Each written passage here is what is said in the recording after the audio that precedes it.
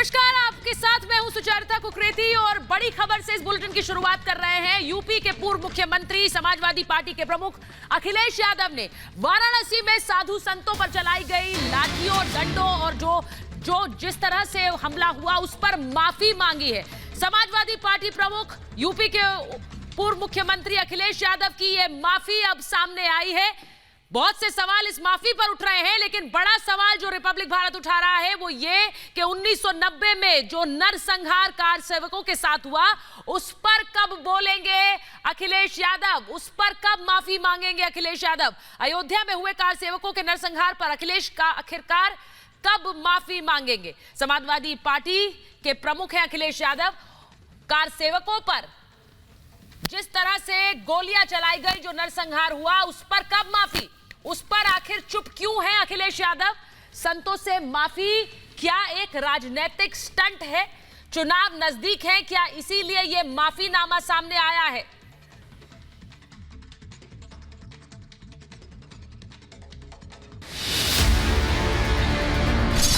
संतों पर माफी, फायरिंग पर कब। चुनाव करीब आए तो माफी याद आए। अखिलेश कार सेवकों पर कब माफी मांगेंगे। अखिलेश यादव को चुनाव करीब आते ही अपने कार्यकाल में किए गए पाप याद आ रहे हैं। अखिलेश हरिद्वार के संतों से माफी मांग रहे हैं, मगर अखिलेश 20 साल पुराने समाजवादी पार्टी और उनके पिता मुलायम सिंह यादव के गुनाहों पर कब माफी मांगेंगे। अखिलेश क्यों नहीं 30 अक्टूबर 1990 को कार सेवकों पर चलाई गई गोली पर कुछ बोलते हैं। क्या अखिलेश जनता को केवल गोली देना ही जानते हैं। ये सीधे तौर पर अखिलेश का दोहरा चरित्र दिखाता है कि वो किस तरह राजनीति के लिए सब कुछ करते हैं।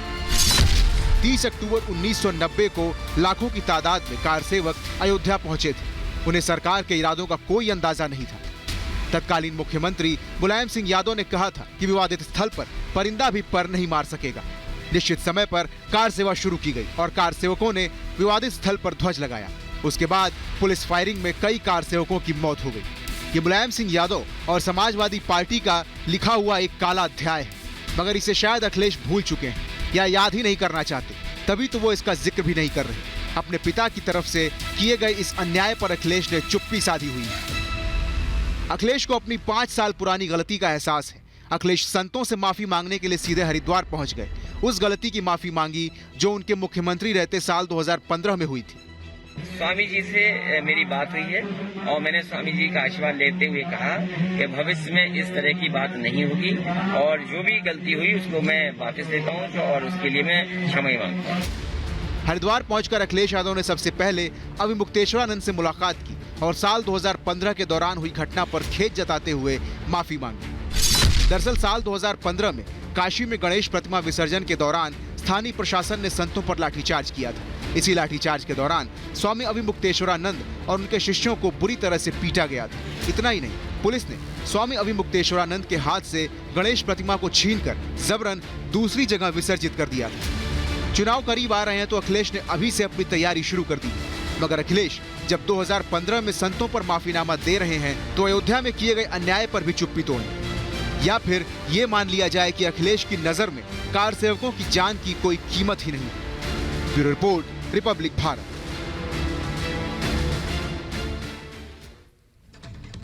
और हमारे साथ इस वक्त जुड़ रहे हैं महंत राजू दास सीधे अयोध्या से और स्वामी चक्रपाणी हिंदू महासभा से। बहुत बहुत स्वागत आप दोनों का। मैं स्वामी चक्रपाणी आपके साथ शुरुआत कर रही हूं क्योंकि अखिलेश यादव वाराणसी में जिस तरह से बदसलूकी की गई, लाठियां चलाई गई संतों पर, उसके लिए माफी मांग रहे हैं। लेकिन सवाल हम ये पूछ रहे हैं कि उस नरसंहार के लिए माफी कब, उस नरसंहार के लिए माफी कब जो कार सेवकों के साथ हुआ, पालघर के लिए कब आवाज उठेगी। कहना चाहता हूँ जिस प्रकार से सुचरिता जी 2015 में जिस प्रकार से लाठी चार्ज हुए थे, जिस प्रकार से बटुकों को मारे गए, डंडों से प्रहार किया गया था, पूज्य मुक्तेश्वरानंद पे प्रहार किया गया था बहुत बेरहमी से। उसके बाद हम लोग संतों की पूरी टीम गई थी और जिसके बाद बहुत पूरे सड़कों पे लोग आ गए थे। लोगों में आक्रोश एक भावना थी, लेकिन सरकार उस समय मुख बार बनी हुई थी, उनको सुनाई नहीं दे रहा था, आंख के अंधे हो चुके थे। अब जाकर के इनको सद्बुद्धि आया है। लेकिन उसी के साथ मैं कहना चाहता हूँ, निश्चित रूप से अयोध्या जी में जो तांडव हुआ था 30 अक्टूबर 1990 को, अनेक लोगों को मार करके और इतनी बेरहमी से मारा गया कि आप ये समझो कईयों को तो बोरे में दबा करके यमुना जी में डाल दिया गया। कईयों की कितने दिनों के बाद कंकाल उनके मिले। तो सवाल है कि उसके बाद उनके उन राम भक्तों के आज राम मंदिर पे निर्णय आ चुका है, यानी वो जो राम सेवक थे, राम भक्त थे, कार सेवक थे, वो निश्चित रूप से अपने आराध्य देव के लिए थे। आज सर्वोच्च न्यायालय ने उनके पक्ष में फैसला दे दिया है, तो निश्चित रूप से ये दायित्व बनता है कि उस समय जो मुख्यमंत्री माननीय अखिलेश यादव, मुलायम सिंह यादव जी थे, जो इनके पिताश्री है, तो उनको भी माफी मांगनी चाहिए, उसके भी प्रायश्चित करने चाहिए। क्योंकि हमारे यहाँ सिर्फ माफी नहीं मांगे जाते, हमारे यहाँ प्रायश्चित का विधान है। अगर अखिलेश यादव जी ने बटुकों पे लाठी चलाया, अगर पूज्य पे लाठी चलाया, अगर राम सेवकों पर गोली चलाई गई, तो उसके लिए प्रायश्चित का है, तो माफी भी मांगे और उसके साथ प्रायश्चित करे। उन संतों से पूछे कि हम इसके लिए क्या प्रायश्चित और करें। अयोध्या से महंत राजूदास हमारे साथ है, क्योंकि वहां किस तरह से राम मंदिर के लिए किस तरह से संघर्ष किया कार सेवकों ने, राजूदास जी आप बेहतर जानते हैं, उनसे माफी कब होगी? नहीं, देखिए कितने दुख के साथ कहना पड़ रहा है कि राजनीतिक लाभ के लिए, क्षणिक स्वार्थ के लिए अखिलेश यादव सनातन धर्म संस्कृति को कुछ भी बोलने के लिए तैयार हो जाते हैं। लेकिन देखिए चुनाव आने वाला है और चुनाव के परिप्रेक्ष्य में अब वो जो पूज्य संत के ऊपर लाठीचार्ज हुआ उस पर वो माफी मांगे। लेकिन राम भक्त अयोध्या में जिस प्रकार से निहत से राम भक्तों के ऊपर गोलियों से भून दिया गया, उसके बाद मुख्यमंत्री ने कहा कि हाँ हमने गोली चलवाई, तब अब तो उच्चतम न्यायालय का आदेश आ गया, उच्चतम न्यायालय ने आदेश दे दिया भव्य दिव्य राम जन्मभूमि मंदिर बनने जा रहा है। अब तो उनको माफी मांगना चाहिए, उनको बोलना चाहिए कि मेरे पिता ने गलत काम किया और मैं अपने सपा के फंड से जो लोग भी मारे गए उनको 1,50,000 1 करोड़ रुपया मुआवजा देता हूँ, माफी मांगता हूँ। कम से कम एक बार तो उसके विषय में इनको चिंता करना चाहिए। सिर्फ राजनीतिक लाभ के लिए संतों की शरण में चले गए और बोल दिए कि महाराज जी मुझको माफ कर दो। ये घरियाली आंसू बहाने से काम नहीं चलेगा, ये गिरगिट जैसे रंग बदलने से काम नहीं चलेगा। यही लोग हैं, यही समाजवादी पार्टी के लोग हैं जो पूर्व में 5,000 दंगे कराए थे, अयोध्या में 84 कोसी परिक्रमा नहीं करने दे। तो आपको क्यों लगता है स्वामी चक्रपाणी जी, महंत राजूदास मैं आऊंगी आपके पास। स्वामी चक्रपाणी जी, आपको क्यों लगता है कि अब अखिलेश यादव माफी मांग रहे हैं? नहीं, देखिए महंत राजूदास जी ने बिल्कुल ठीक कहा। आखिर सवाल इस बात का कि चुनाव के मद्देनजर अगर जो इस तरह से किया जा रहा है, देखो हमेशा माफी या क्षमा जो है हृदय से होता है, लेकिन अगर स्वास्थ्य से जुड़ी चीजें होती है, अगर चुनाव को देख करके होता है या किसी और चीज के, तो निश्चित रूप से ये ठीक बात नहीं है। और एक तो हरिद्वार में एक तो कुंभ लग रहा है, हो सकता है कुंभ के बहाने गए, सोचे कि चलो इसी बहाने लोग स्वर्ग मोक्ष के लिए वहां जाते हैं, हम अपने उस पाप धोने के लिए और 2022 की नैया पार करने के लिए चलो इसी बहाने माफी भी मांग लेते, छोटा सा शब्द है सॉरी बोल देते, काम चल जाएगा। भाई संत तो माफी मांगोगे तो भी वो ऐसे रहेंगे, नहीं रहेंगे तो भी वो चल रहा है। लेकिन कहीं ना कहीं राजनीतिक अपनी बेड़ा पार करने के लिए इस प्रकार से होता है। कहीं ना कहीं महंत राजूदास जी भी जो कर रहे बिल्कुल उसमें सच्चाई नजर आ रही है। तो इसलिए हम चाहते हैं कि अगर हृदय से करना हो, तो अगर वास्तव में माफी मांगना है तो उन लोगों से बिल्कुल आप पटकों से मांगिए, संतों से मांगिए। लेकिन उसके साथ जो राम भक्तों पर गोली चलाई गई, जो राम भक्त भगवान श्री राम के लिए जो सिर्फ और सिर्फ भक्ति की वजह से गए थे, फिर उनको कोई राजनीति से मतलब नहीं था, उनसे भी माफी मांगने की आवश्यकता, उनको भी प्रायश्चित करने की आवश्यकता उनके लिए भी, और उसके साथ उनके घरों को अपनी फंड से अधिक उनको सहयोग देने की आवश्यकता है। क्योंकि देश के सर्वोच्च न्यायालय के द्वारा मैं आपसे ये अनुरोध कर रही हूं कि आप मेरे साथ बने रहिए, क्योंकि इस वक्त कुंभ चल रहा है, कल एक और शाही स्नान है स्वामी चक्रपाणी जी, लेकिन कुंभ से कैसे पालघर के इंसाफ की आवाज भी उठ रही है, मैं उस खबर पर भी आ रही हूं। पालघर कांड में इंसाफ की मांग और तेज हो गई है। महंत रविंद्रनाथ सरस्वती का बयान आया है, हर जगह संतों के साथ अपराध हुआ है, लेकिन इस अपराध पर ना माफी है और ना इंसाफ है। ये कुंभ से उठ रही आवाजें हैं। पालघर में साधुओं को अभी तक इंसाफ नहीं मिला है। पालघर कांड में आखिर इंसाफ कब मिलेगा?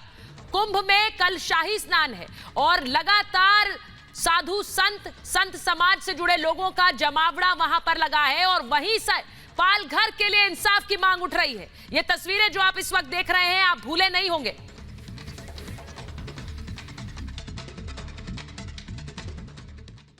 ये देखिए, हर प्रदेश में कहीं ना कहीं संतों के साथ ऐसे क्रूरतापूर्ण घटनाएं होती रहती हैं, लेकिन सरकार अंधा और मूक होकर के किसी भी प्रकार उसमें संज्ञान नहीं लेती और उनको न्याय नहीं दिलाती। ये बड़ा चिंतनीय विषय है और दुख के विषय हैं। हम चाहते हैं कि चाहे वो उत्तर प्रदेश हो, चाहे महाराष्ट्र हो, चाहे वो पालगढ़ की घटना हो, संतों के साथ क्रूरतापूर्ण हुआ था, उनकी आत्मा की शांति की हो, और अयोध्या में जो घटना घटी उसकी हो, और देश भर में जहां संतों के साथ अन्याय किया जाता है जो शासन के द्वारा, उन सब घटनाओं को देखते हुए हमें ये ध्यान रखना चाहिए आगे किसी भी प्रकार की ऐसी घटना ना हो। और उस प्रकार की सनातन धर्म और भारत भूमि में अगर शासन करने वाले जितने भी राजनेता हैं, अगर इसको अपने इसमें विचार और चिंतन में और शासन में इसको लागू नहीं करेंगे, अन्यथा जो आपकी वर्तमान स्थिति जिन जिन नेताओं के द्वारा ऐसे क्रूरतापूर्ण घटनाएं घटती है, उसका परिणाम वो खुद भुगत रहे हैं, उसका अनुभव वो खुद प्राप्त कर रहे हैं। अब माफ़ी मांगे या कुछ भी करे, उसके लिए समय बताएगा उनको क्षमा मिली कि नहीं मिली। महंत राजूदास, 1 साल बीत गया है पालघर की घटना पर, लेकिन अभी तक उसमें इंसाफ नहीं। ये मांग अब कुंभ के दरवाजे तक आ गई। नहीं, ये मांग तो होनी चाहिए। मैं आपको साधुवाद दूंगा, धन्यवाद दूंगा कि जिस समय में हम लगातार 5 दिन तक धरने पे थे, स्वामी जो है लगातार आप लोगों ने इस विषय को उठाया, स्वामी चक्रपाणी जी ने लगातार संघर्ष किया, तब जाकर देश और दुनिया जान पाई कि पालघर में जिस प्रकार से साधु की पीट पीट कर निर्मम हत्या होती है, उस जगह पर पुलिसकर्मी के लोग 16 से 17 लोग मौजूदगी में, बताओ, खाकी वर्दी के मौजूदगी में, और साधु को पीट कर मार दिया जाता है। आपने जो वीडियो फुटेज दिखाया है, देखिए साधु हाथ पकड़े हुए है, वो पुलिस वाले हाथ पकड़े हुए उस महात्मा का, और किस प्रकार पुलिसकर्मी हाथ साधु का झटक दे रहा है और आम जनमानस पीट करवा रहा है। वो आम जनमानस नहीं थे, वो शुद्ध रूप से वामपंथी आतंकवादी थे महाराष्ट्र में, जिसका सहयोग अभी उद्धव जी का पूर्णता उसके ऊपर भरघट है और सहयोग है। इसके नाते मुझको लगता है कि उद्धव सरकार का भी पतन आना निश्चित है, क्योंकि जब उनके राज्य में साधु की इस प्रकार की निर्मम हत्या हुई और हत्या के बाद उन्होंने जो लोग 100 लोग पकड़े गए थे, 100 लोगों को बारी बारी से उन्होंने छोड़ दिया। आपने, लेकिन इस बीच में जब मैं आप जो आवाज उठा रहे हैं महंत राजूदास, वही आवाज अब कुंभ से उठ रही है, और इसीलिए आज इस मुद्दे को लेकर आपके सामने। बहुत बहुत धन्यवाद आप दोनों का हमारे साथ जुड़ने के लिए।